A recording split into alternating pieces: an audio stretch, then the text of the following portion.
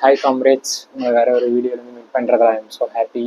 நீங்கள் வேறு நல்லா இருக்கீங்க நம்புகிறேன். நானும் சூப்பராக இருக்கேன். ஸோ என்னுடைய ஆஸ்தான சீரீஸான கருத்தூசி சீரீஸில் 3வது பதிவாக தான் இதை வைக்கலான்னு சொல்லிட்டு இந்த வீடியோ ரெக்கார்ட் பண்ணிகிட்ருக்கேன். என்னோட கதையை பெட்டராக எக்ஸ்பிளைன் பண்ண அந்த இமேஜஸ்லாம் இன்னும் கொஞ்சம் கன்வே பண்ண நல்லாயிருக்கும் அப்படின்னு சொல்லிட்டு நான் ஏஐ ஜென்ரேட்டட் இமேஜஸ்லாம் யூஸ் பண்ணேன் என்னுடைய இதுக்கு முன்னாடி வந்த ப்ரீவியஸ் கருத்தூசி வீடியோஸில். பட் இப்போ அந்த ப்ராம்ப்ட் எல்லாம் கொடுத்து அந்த செல்ஃப் போர்ட்ரேட்ஸ் எல்லாம் ஜென்ரேட் பண்ணுற அந்த இமேஜஸ் எல்லாம் ட்ரெண்டாக இருக்கும்போது மட்டும் எனக்கு அப்படியே ஒரு மாதிரி சுருன்னு கோவம் வந்துருச்சு. ஏன்னா நான் ஒரு ஹாபிஸ்ட் ஃபோட்டோகிராஃபர். ஸோ இன்னொரு 2 ஃப்ரெண்டு தயவால் நான் ஒரு கேமரா வாங்கினேன் ஒரு 4 years பேக். அப்போ இங்கே ஏரியா ஃப்ரெண்ட்ஸ் ஆகட்டும், இல்லை எனக்கு என்னுடைய க்ளோஸ் ஃப்ரெண்ட்ஸ் யாராக இருந்தாலுமே அவங்க ஏதாவது கூப்பிட்டாங்கன்னா அவங்களுக்கு போய் தனியாக போய் ஃபோட்டோ ஷூட் எடுத்து கொடுக்குறது, இங்கே பக்கத்தில் லேக் கிட்ட போகிறது, ஏதாவது டூருக்கு போனாங்க போய் ஃபோட்டோ எடுத்து கொடுக்குறது, இது மாதிரி நான் நிறைய பண்ணிகிட்டு இருக்கேன். ஒரு சில ஃபோட்டோஸ்லாம் பார்த்தா அந்த பர்சன் அவங்கள மாதிரியே இல்லை, ஆனாலுமே அவங்க அதை ஒரு மாதிரி அதை பார்த்து நம்மளை இது மாதிரி இவ்வளோ அழகாக காமிச்சிருச்சுன்னு சொல்லிட்டு அவங்க அதெல்லாம் இன்ஸ்டாகிராமில் போஸ்ட்டாக போடும்போது ஸ்டோரியாக போடும்போது எனக்கு ஒரு மாதிரி செம்மையாக ட்ரிகர்ட் ஆயிடுச்சு. என்னடா இவங்க இதை போயிட்டு இப்படி செலிப்ரேட் பண்ணுறாங்களே, நம்மகிட்ட சொல்லியிருந்தேன்னா நம்மளே இதை விட நல்லா ஃபோட்டோ எடுத்து கொடுத்துருக்கலாமே அப்படின்ற மாதிரி இருந்துச்சு. ஸோ இது இப்போது எனக்கு அதான், நான் ஒரு hobbyist photographer, I am not into photography professionally. அப்படி இருக்கப்பவே எனக்கு இது ட்ரிகர் ஆகுதுன்னா அப்போது we can understand that the actual photographers இந்த மாதிரி போர்ட்ஃபோலியோ ஷூட்னா ஒரு ஆக்சுவல் ஃபோட்டோகிராஃபர்ஸ் பண்ணுற இடத்துல இப்போ அந்த ஃபோட்டோகிராஃபரோட நன்மையை நினச்சி இது என்னடா அப்போ இந்த ஒரு ப்ரொஃபஷனே இந்த ஒரு ஆர்ட் ஃபார்மே அழிக்க போகுதா இந்த ஏஐ அப்படின்ற மாதிரி எனக்கு தோணுச்சு. ஸோ இன்ஸ்டாகிராம்லேயுமே பார்த்தீங்கன்னா ஃபோட்டோகிராஃபர்ஸ் அவங்க எப்படின்னா ஃபோட்டோ எடுக்கலாம், எப்படிலாம் போஸ்ட் கொடுக்கலாம் அப்படின்னு சொல்லிட்டு நிறைய ஃபோட்டோகிராஃபர்ஸ்லாம் சஜஸ்ட் பண்ணுவாங்க. அதெல்லாம் நிறைய ரீல்ஸாக வந்துட்டு இருந்துச்சு. இப்போ எப்படி போஸ்ட் வருதுன்னா என்ன ப்ராம்ப்ட் கொடுத்தா உங்களுக்கு என்ன மாதிரி ஃபோட்டோ ஜென்ரேட் ஆகும்னு சொல்லிட்டு அதெல்லாம் ஒரு போஸ்டர் ரெடி பண்ண ஆரம்பிச்சிட்டாங்க. இப்போ இதுதான் நிறைய பேர் ஃபாலோ பண்ணுறாங்கன்றனால. ஸோ ஜஸ்ட் லைக் தட் நம்ம ஒரு செல்ஃபி எடுத்து அப்லோட் பண்ணுறப்போ அது நம்மளை ஒரு கோச்சூர் போட்டு ஹீரோ மாதிரியும், இல்லை ஒரு சில இடத்துல வேற ஏதாவது நம்ம ஃபேவரட் ஆக்ட்ரஸோட ஃபோட்டோவை சேர்த்து அப்லோட் பண்ணால் அவங்களோட சேர்ந்து இருக்க மாதிரி, அவங்க அப்படி தலை சாச்சிட்டு இருக்க மாதிரி அந்த மாதிரிலாம் ஃபோட்டோஸ்லாம் நிறைய பேர் போட்டுட்டு இருக்காங்க. அவங்க ஒரிஜினல் ஐடியா தான் டேக் பண்ணி போடுறானுங்க.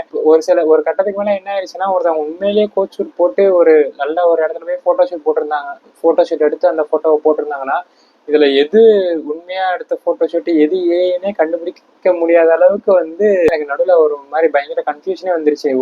அதுக்கப்புறம் இப்போ நிறைய பேர் அதை யூஸ் பண்ண ஆரம்பிச்சதுக்கு அப்புறம் டெக் எக்ஸ்பர்ட்ஸ்லாம் இதுல டேட்டா ப்ரைவசி இல்லை, சேஃப் இல்லை அப்படி இப்படின்னு சொன்னதுனால மேபி ஒரு 1-2 பேர் திருந்திருக்கலாம். பட் எனக்கு அதை பற்றிலாம் பேச தெரியாது. ஸோ நான் I'm no expert in speaking about all that. But எனக்கு என்ன தோணுச்சுன்னா இப்போ இது மூலயமா என் கண்ணுக்கு தெரிஞ்சு ஃபோட்டோகிராஃபின்ற அந்த ப்ரொஃபஷனோ, ஃபோட்டோகிராஃபின்ற அந்த ஆர்ட் ஃபார்மோ ஒரு மாதிரி ஈஸிலி ரீப்ளேஸ்ட் பை திஸ் ஏன்னு தோணுது. ஸோ இதையே நான் ஃபஸ்ட்டு எப்படி புரிஞ்சுக்கிட்டேன்னா, ஃபஸ்ட்டு அந்த ஜிப்லி ஆர்ட் ட்ரெண்ட் ஆனப்போ நான் என்ன யோசித்தேன், ஓகே இப்போ இந்த ஜிப்லி ஆர்ட் நமக்கு அவ்வளோ ஃபெமிலியர் இல்லாத எங்கேயோ ஜாப்பனீஸில் எங்கேயோ இருக்க ஒரு ஆர்ட் ஃபார்ம். ஸோ அதில் நம்மளை பார்க்கணுன்ற மாதிரி நமக்கு ஒரு மாதிரி க்யூரியஸாக இருக்கும்னு சொல்லிட்டு நான் நானுமே என் ஃபோட்டோஸ்லாம் அதில் அப்லோட் பண்ணி ட்ரை பண்ணேன். அந்த ஆர்ட் ஃபார்மில் வந்தப்போ ஒரு மாதிரி எக்ஸைட் ஆனேன். பட் இப்போ நான் இதில் எனக்கு இப்போ ஒரு கோவம் வருது, ஃபோட்டோகிராஃபர்ஸ்லாம் வேலை போகுது அப்படின்னு சொல்லிட்டு கோவம் வருதுன்னா அப்போ இந்த கோவம் எனக்கு அப்பயே வந்திருக்கணும். ஏன்னா இந்த ஜிப்லி ஆர்ட் ஃபார்மை பண்ணவங்களும் ஒரு ஆர்டிஸ்ட் பேக்ரவுண்ட்லேருந்து வந்திருப்பாங்க. It must have taken them like hours of hard work. இந்த மாதிரி ஒரு ஒரிஜினல் ஆர்ட் ஒர்க் அவங்க சைடில் ஜென்ரேட் பண்ணுறதுக்கு பல மணி நேரம் போராடி இருக்கலாம். பட் அதை தாண்டி அவங்க இதில் பல மாதங்களோ பல வருஷங்களோ படிச்சிருக்கலாம். ஃபஸ்ட்டு இதுக்கு படிச்சிருப்பாங்க கண்டிப்பாக. இந்த ஆர்ட் ஃபார்மை அவங்க இந்த ஒரு எக்ஸல் பண்ணுற அளவுக்கு அவங்க படிச்சிருப்பாங்க. பட் அதெல்லாம் இல்லாமல் நம்ம லைக் வித்தின் செகண்ட்ஸ் அந்த ஃபோட்டோ அப்லோட் பண்ண உடனே அது நமக்கு ஒரு ஃபார்ம் நமக்கு ஜென்ரேட் பண்ணி தருது. நம்மளும் அதை செரிஷ் பண்ணுறோன்றப்போ எனக்கு தெரியல. இப்போ அது எல்லாமே ரொம்ப கொஸ்டின் பண்ணுற மாதிரி இருக்கு. நம்ம அதெல்லாம் பண்ணது கரெக்டாக தப்பா அப்படின்ற மாதிரி, தப்புதான்ற மாதிரி எனக்கு தோணுது. Like just be aware that it is like some way or the other it is replacing one profession or one art form or the other. So இப்போ இதெல்லாம் இப்படி ஆரம்பிச்சிருக்குது, நாளைக்கு அது எந்த எக்ஸ்ட்ரீமுக்கு போகும்னு நமக்கு தெரியாது. இது கம்ப்ளீட்லி ஃப்ரீயாக இருக்குது. ஜஸ்ட் ஒரு ப்ராம்ப்ட் கொடுத்தா ஃப்ரீயாக ரொம்ப ஃபாஸ்ட்டாக லைக் ரொம்ப ஈஸி டு ஆக்சஸாக வேற இருக்குது. அதனால் இது நான் எதுக்கடா இதை போயிட்டு காசு கொடுத்து நான் போய் ஃபோட்டோ ஷூட் எல்லாம் எடுக்கணும், அந்த ஃபோட்டோகிராஃபருக்குலாம் இதெல்லாம் காசு கொடுத்து இது எனக்கு ஃப்ரீயாகவே பண்ணி கொடுக்குது அப்படின்னு நீங்கள் நினைக்கிறீங்க.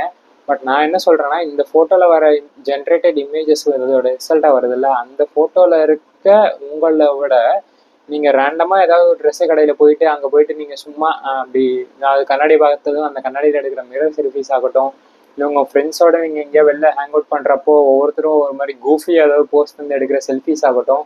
ஸோ அந்த ஃபோட்டோவில் இருக்க original you and original me, அந்த ஃபோட்டோவில் இருக்க ஒரிஜினல் மீ அண்ட் அந்த ஃபோட்டோக்கு பின்னாடி இருக்க அந்த ஒரிஜினல் எமோஷன்ஸை மேட்ச் பண்ணுற அளவுக்கு எந்த ஏஐ ஃபோட்டோஸும் கண்டிப்பாக இருக்காது. Mic drop.